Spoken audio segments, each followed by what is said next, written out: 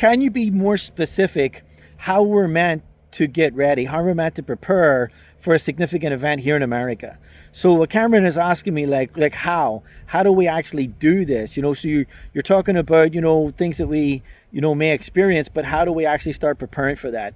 So here's the very first thing out the gate, Cameron, is you got to prepare yourself mentally. It's the whole first module of my course. The whole first module of my course, which completely has changed people's mindsets. So people have came to me, and I've got a lot of stories. I'm a storyteller, so that's just who I am. So when I put together my course, it was because I was experiencing so many people in fear. And I realized, okay, I don't want to just give people tips and things that they can use to help survive. What I want to do is I really want to give people hope. I want to have them reoriented so that they're not living in fear of this stuff. But if anything like me, you're living in anticipation of it because God could use you to be a laborer in the field and bring in his harvest. What I look at it as an opportunity.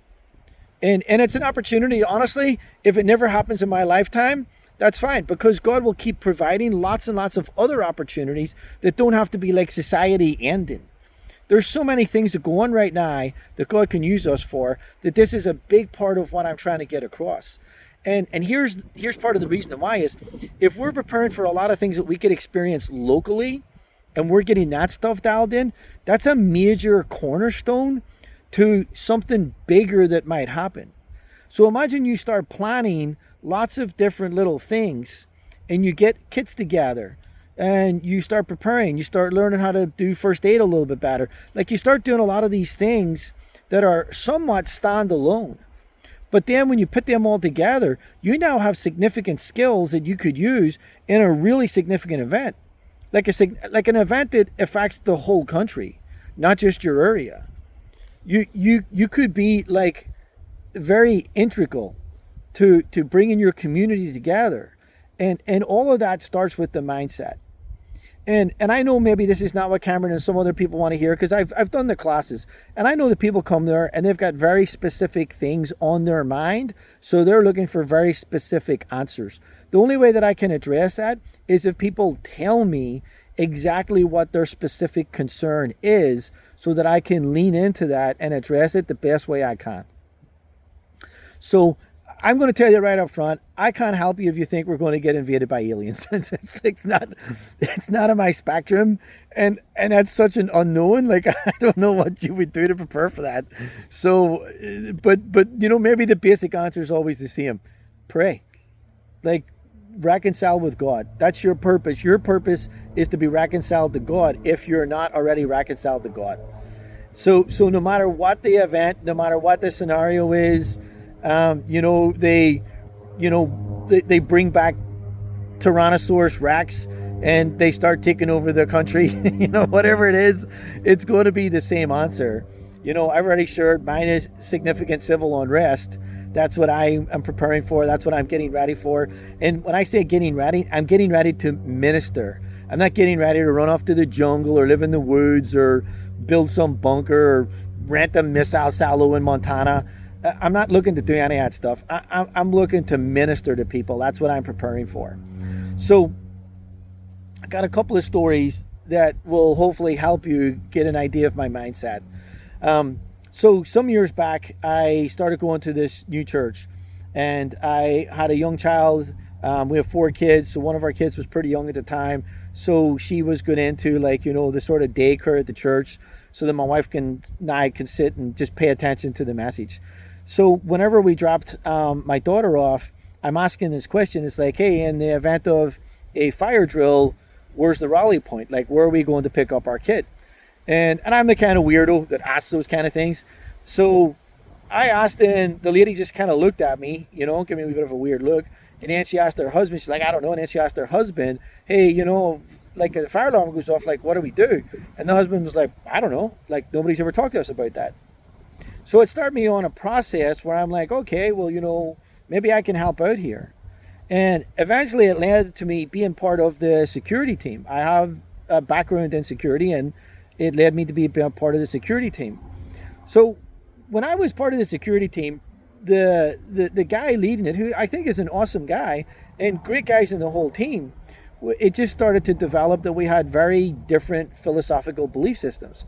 So they were very orientated towards a very specific threat, which was essentially an active shooter situation. So I'm a research guy, so I do research, and I'm like, what is the most likely active shooter situation in a church? And it's usually a form of domestic violence, according to FBI statistics. So I'm kind of like, okay, that's something that could happen, but what's the likelihood of some other, like, what are the most likely scenarios in a church? And I started doing the research, and I started finding, like, there was things that were on the level of multitudes more likely to happen in our church, including a simple fire drill over an active shooter, an act of violence in the church. So I was like saying, well, what would be really cool is if we learn to dial in the basics first. Let's figure out how to do the fire drill.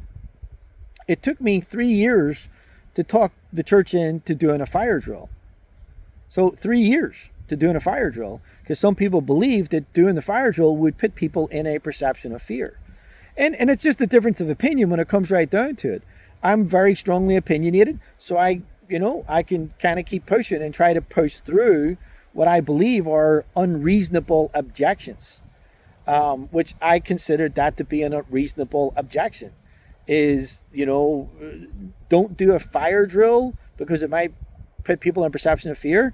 Well, what will put people in perception of fear is if we have a fire in our church and we have a fire drill. So instead of having people panic, let's do it in an orderly fashion so people know what they're going, and we start building up some muscle memory. We start building up some mental memory of like, oh yeah, we're supposed to do this, this, and this. And instead of me running into the church, into the interior to get up onto the second floor to get my kid, now all of a sudden I'm going to a rally point trusting that these people know what they're doing and that they're bringing my child there. And that will keep people safer. And as we start building on those foundations, then we work our way up towards what would be the smaller likelihood of events like an active shooter. Now, is there an increase in that going on in churches in our country? Absolutely there is. It's actually a significantly increased.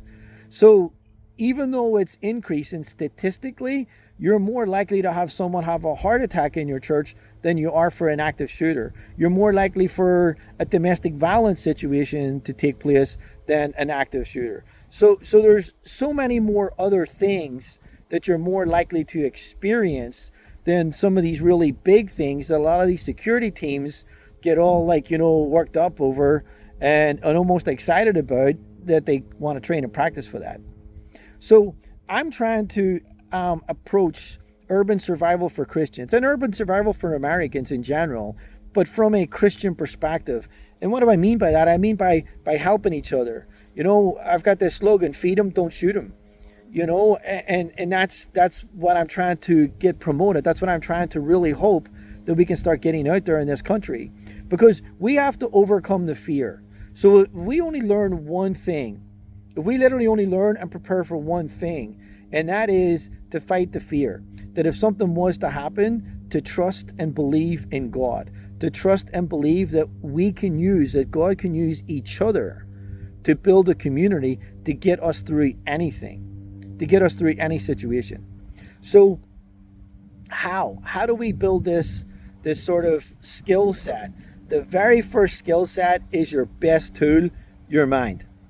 Is getting your mind right and getting your mind straight and being able to talk other people down off the ledge. But I believe that you need to do it right now. You need to exercise talking to other people right now. I believe it's going to take about $300 billion worth of food to feed Americans, every American in the country, for a year. 300 billion. So we have I can't remember what it was. I think it was 900 and something billionaires in the country. It was insane how many billionaires. I have to look it up again. I might be getting it mixed up with another statistic. But it was an insane amount. If each one of those guys just give 1 billion, then we would have more than enough money to feed the country for up to 3 years. So, if this was literally like a mindset that we got into where it's we don't have to panic if something happens, because we have put away enough long-term storage food to feed the whole country. Now all of a sudden you can deal with that fear, and now your focus is just on other people who want to commit crimes. Like looting. Not looting becomes the issue. If people start panicking over food, we're in a real risk of losing the whole country. And some of these absolute horrific, catastrophic statistics actually becoming a reality. Because the fear, like Roosevelt said, the fear is greater than whatever the threat. There's nothing to fear but fear itself, is the exact quote. And that's what I believe he's saying, is that there's really nothing that we can come across that is ever going to be worse than just the concept of it. And I think this is a perfect example of the concept of something going wrong in our country being significantly worse than the actual event. The problem is, do we turn it into a self-fulfilling prophecy if we respond with fear? That's the issue. So what I want to kind of say is that if we build a foundation of things that we might be most likely to experience now, then I think that that's what we start building a foundation. And as we build on that and we develop different skills to deal with whatever we might experience locally, and then maybe even branching out into an area close to us, then now we've got a real skill set. So we're putting together. Here's another one of my examples. My brother-in-law, I teach first aid. And when I teach first aid classes, I try to orientate my first aid towards the industry of the people that I'm working for. So for instance, tomorrow I'm teaching first aid to a tree company. And I've developed a course that's very specific to the tree industry. It maybe takes me an extra 30, an extra 45 minutes added on to my course. It's a nationally certified course, so they're going to be certified in first aid, AED, and CPR. But I add a little bit of extra time to it that's very orientated to the industry that they're in, with the idea of saving lives and getting these men orientated. I enjoy it. I thrive on it. And these men feel my energy. And I often get this response of, this was the best first aid class we've ever taken, because I'm orientating it to their industry. It's actually very simple to do. You just literally do a little bit of research and you find out, hey, what is the top 3, top 5 incidents that typically happen in that industry?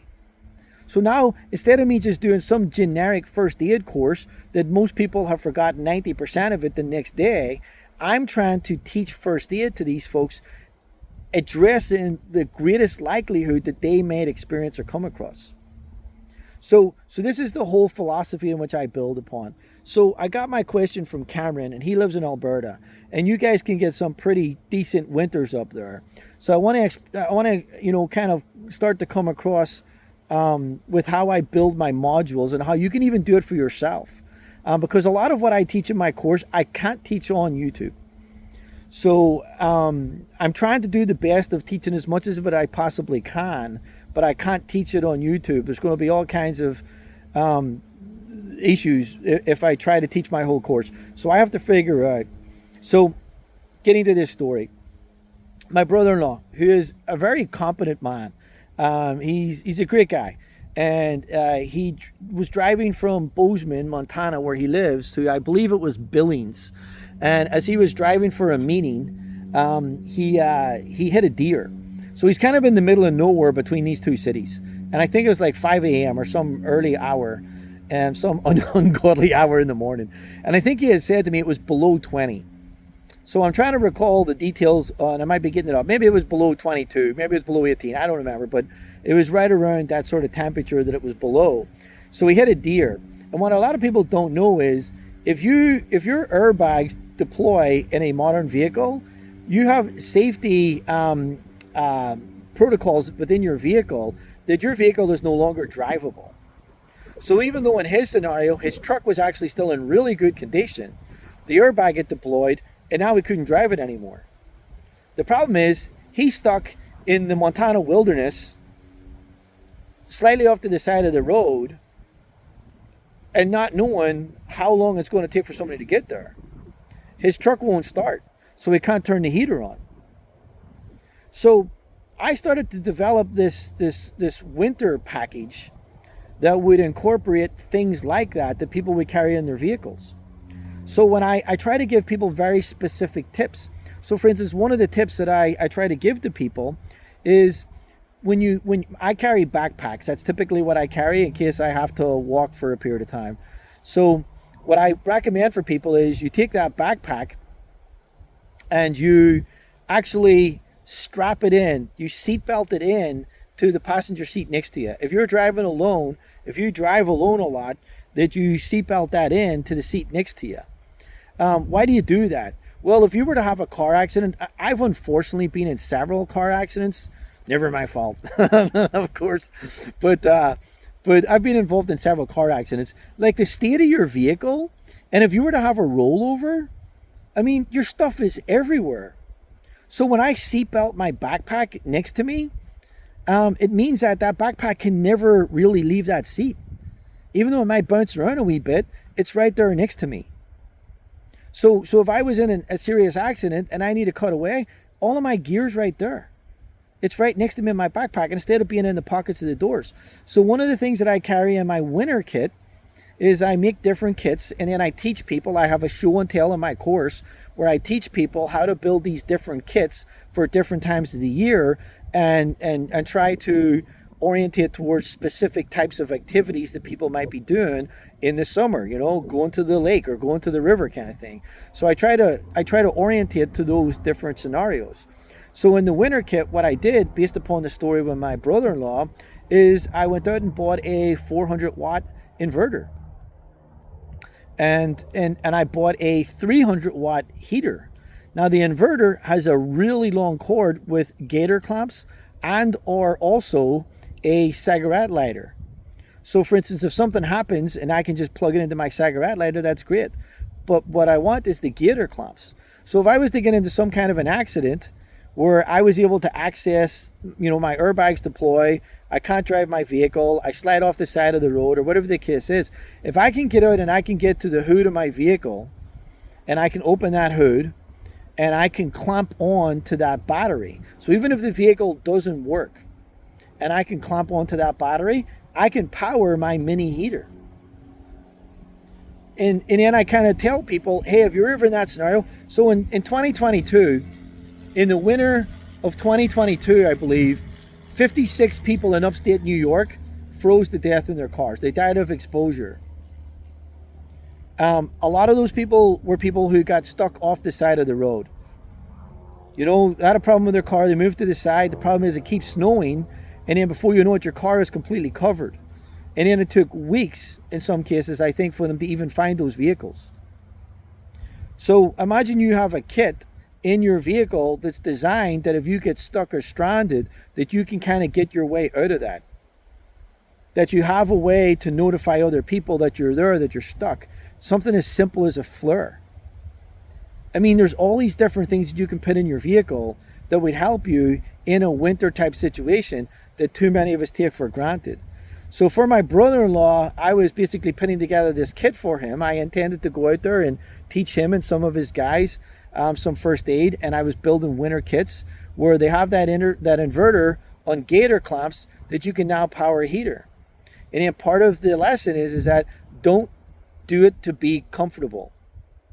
Don't do it to be comfortable. You have to conserve energy. Hey, if you want, you can pull that car battery. If you have the tools right there to pull that car battery and bring it in, bring it in. Part of my kits always include duct tape. It doesn't matter what time of year it is, they always include duct tape. So if you've got the window down a little bit or you have to have the door cracked a little bit, doors have rubber seals, so you can run a wire from the gator clamps in through the door. There's no problem. I've done it many times. It doesn't make a difference. And then just if you feel like there's any gaps, duct tape it up to keep the cold in. Duct tape, if you have spare clothing in there that you're not wearing, duct tape up around the windows, make a smaller space and use that heater to heat the area. And then only heat up enough to keep yourself warm. And as soon as you're warm, turn it off. As soon as if you're showing signs of hypothermia, then what you do is that you just you heat until you've essentially got rid of those signs of hypothermia. You know, you're no longer shivering, you're no longer chattering, you can feel your fingers and toes normal again. You know, heat up your socks, take your boots and your socks off, get them warm. That way when you put them back on again, you've got warm feet. You know, don't keep your clothes or your body, don't keep your body insulated from the heat that you're trying to put into the vehicle if you're trying to heat it up. So it's things like this as I start to build my kits that would help in very specific situations, that by the time you're done, you now have like this knowledge and these supplies that will help in a really serious and significant event. To try to go through every big significant event that people have in their head, it's not really productive. But if we start going through the events that you're most likely to experience in your region, and you build really good supply kits based upon that, with the exception of food, you want to stockpile as much food as you possibly can, then you're really putting down a foundation to be prepared for almost any scenario. So this is what we can teach each other, is we can learn from regions. You know, I've only ever had a vacation in Hawaii. I have no idea what it's like to be stranded over there.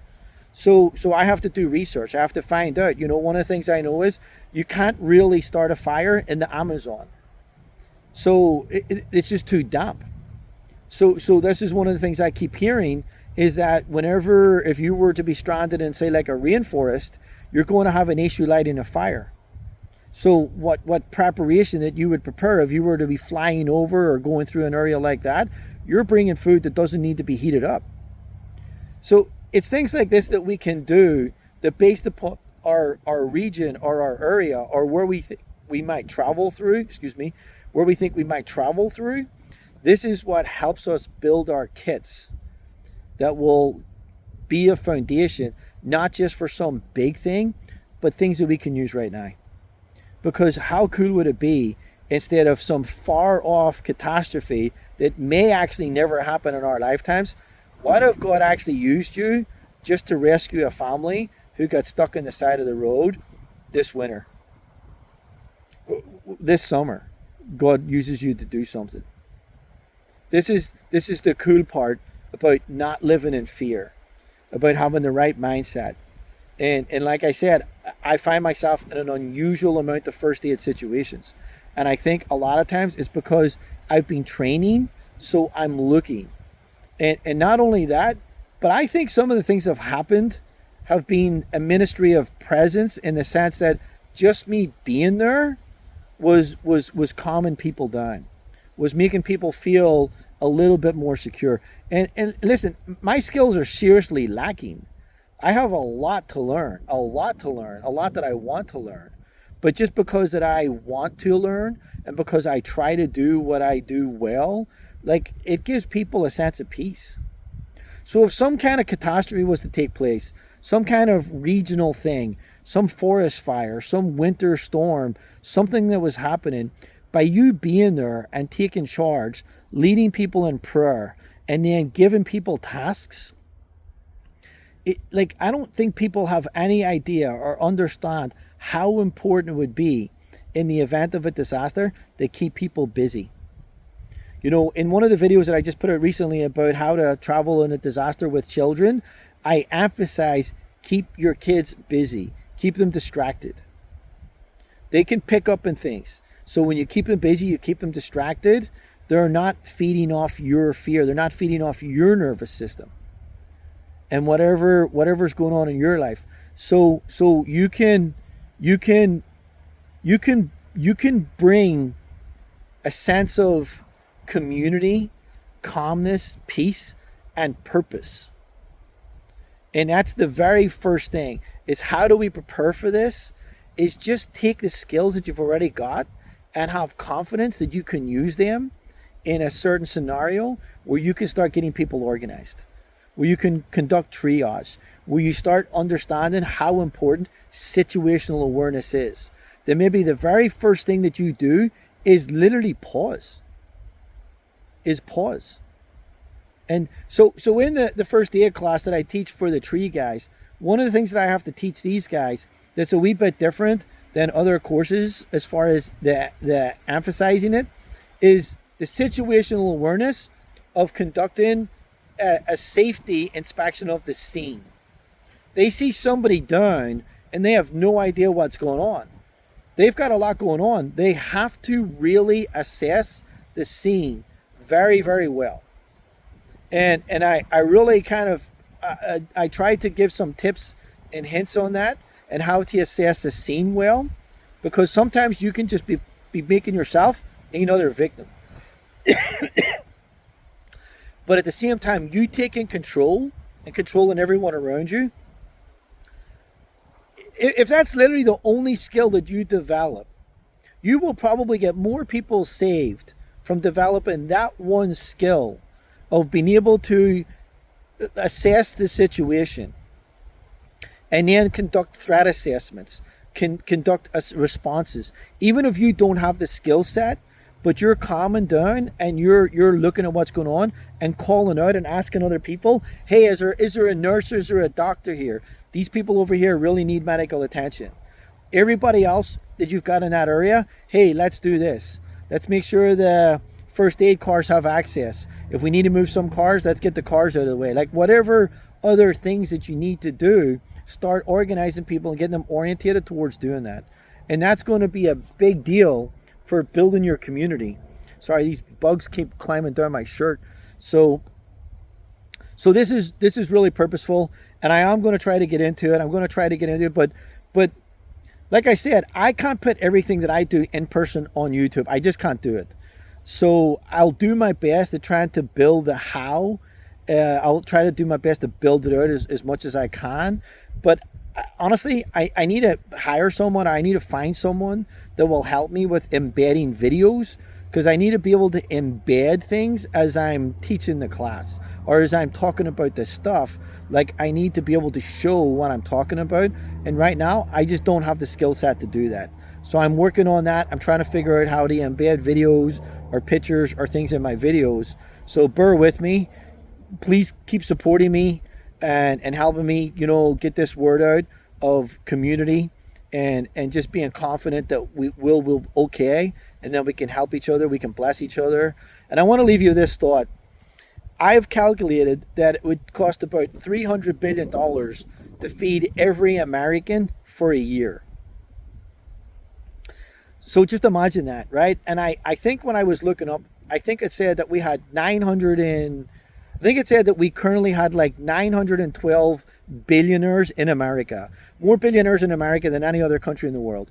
So we currently had 912 billionaires in America. Now imagine that each of those billionaires give a third of a billion each. That would be our $300 billion. And that would feed the whole country for a year. So imagine about standing bang into all this fear that we keep talking about and keep hearing. Imagine that we start getting this message out. That we start getting this message out to people who have billions of dollars, hundreds of millions of dollars, where we started building these long-term food supply stations in different places across the country and give Americans that sense of peace and understanding, hey, even if something was to go wrong, we have enough food to feed our country for a year. Why a year? Well, I've got another video. Go and check it out. Preppers, how much food do we need is the title of the video. Go check it out and you'll get an explanation. Hey, thank you for watching my videos. It's a big deal. And I feel like I'm making a difference. Right now it might be a handful of people, but right now I feel that even if I reach 10 people with these messages, and that you go out and you tell 10 people, we've got that, wow, I don't even know, my brain's starting to shut down. It's just going to grow exponentially. That's the word I'm trying to get. So we have that exponential growth that we can get this message out here, and we can make a difference. We can make a difference. We absolutely can. We can make a difference in something that happens to you locally. Statistically, you're more likely to come across a traffic accident. Statistically, that's what you're most likely to do. So maybe your first kit is based upon reacting to somebody in a first aid scenario that's been in a traffic accident. So that might be a serious bleed. That might be something that has a serious bleed that you need to get a tourniquet on. You need to put pressure on the wound. You need to be able to learn how to talk to someone and help them through the breathing process, calming them down, preventing them from going into shock. Like, these are some of the basic skills that you need to work on, because statistically you're most likely to find yourself in a first aid scenario that happens on the road. So thanks again. Thanks for checking out my videos. And we can absolutely make a difference. So I do believe something big is coming. I do, unfortunately. I do believe that our country cannot keep going in the direction it's going in. But I believe that Christians, that we can be workers in the field, that we can bring in a harvest. And that's the purpose for doing this, is not to live in fear or to worry about some catastrophe, but to be preparing to be used by God to lead people to him through our acts of kindness and service and through the gospel message. I'm not afraid of whatever may come our direction, but I'm preparing for it because I want to be used by God to bring him glory and see his blessing upon other people. I pray for that in Jesus' name. Thanks for watching.